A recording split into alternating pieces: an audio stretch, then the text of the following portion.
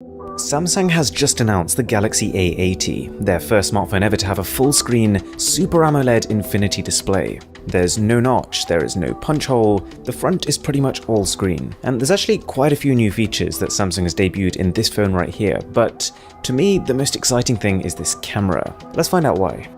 So the A80 has a triple camera setup, which is cool in itself, but it's nothing we haven't ever seen before. You've got a 3D depth sensor, a 48 megapixel main camera, and then the ultrawide on the far right. And aside from not having a telephoto lens here, it's kind of similar to the setup we've seen on the Galaxy S10. You can seamlessly transition between the main camera and the ultrawide depending on how much you want to capture, and this new animation they've added makes that transition a little less abrupt. And what I was impressed by is that, like its more expensive cousin, it does have most of the same camera features like 4K video recording, slow motion, as well as super slow motion. It's even got the same super steady video at 1080p that the S10 phones do, although I would say this is not as good as the stabilization on the P30 Pro, generally speaking.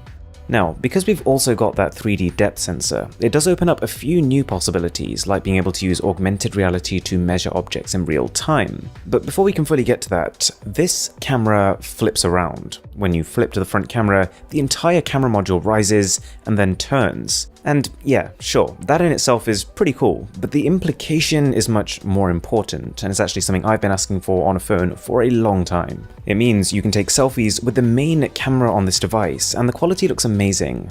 It means you can take them with the full ultrawide, the same ultrawide you would use to take your rear landscape photos.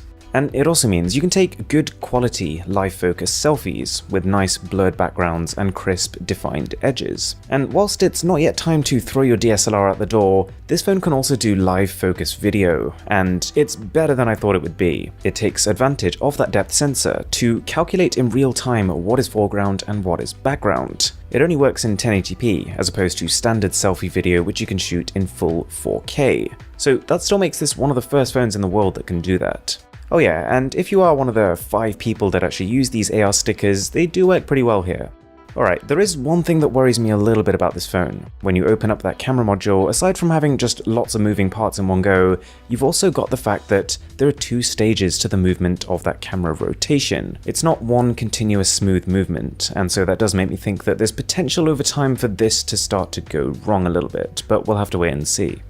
Alright, the display kind of surprised me, because it's a massive 6.7 inches in size with only a Full HD Plus resolution. I was a little worried. Thankfully, having spent some time with it, I would say it is one of the highlights of the phone. It is insanely bright and super vivid thanks to that Super AMOLED technology, and because there are no physical cutouts in the phone, in some ways it looks more impressive than even high-end flagships like the P30 Pro. Sadly, compared to that phone, and compared to the glamorous device this thing is pitched as, I think it kind of looks a little bit dull. The A80 does have a few different color options, but most of them I found were pretty dull looking, which, considering how exciting the concept of this rotating camera is, feels a little bit contrasting. Out of all of them, this one's probably my favorite, this rose gold finish, and I do like the bronze metallic shiny sides. The phone loses the dedicated Bixby button we had on the S10. I don't think too many people are going to be bothered by this, but what you will probably feel a little bit more is the lack of a headphone jack.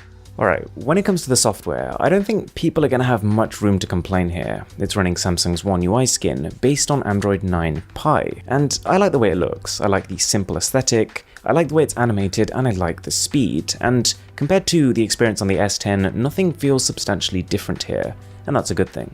There's also a little bit more going on behind the screen in this phone. You've got an in-display fingerprint scanner in the bottom half, and then in the top half, instead of a traditional earpiece, you've got a speaker underneath the screen. For me personally, one of the most important pillars of a smartphone is good battery life. It's so freeing to have a phone where you can almost forget about the need to charge it during the day, and it's looking like this phone will fall into that category. It's got a 3700 mAh capacity. Not amazing, but also decent, considering that this sliding mechanism probably takes up a fair bit of space inside the phone.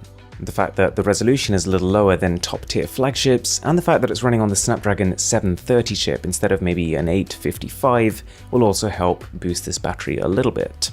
and they're combining it with 25-watt fast charging, which I was kind of surprised by considering that this is beyond the charging speed of even the S10 phones. So yeah, there is a lot of cool stuff going on here, and in some ways even leapfrogs the Galaxy S10 and the S10 Plus. This is a €679 phone, which on one hand, no, is not cheap, but on the other hand, does leave a good amount of price gap between this and the more expensive options. But just bear in mind that compared to that phone, you are missing out on a more powerful chip, as well as stereo speakers. You just get a single mono speaker in the corner here. If you enjoyed this video, it'd be massively appreciated if you could smash that subscribe button down below.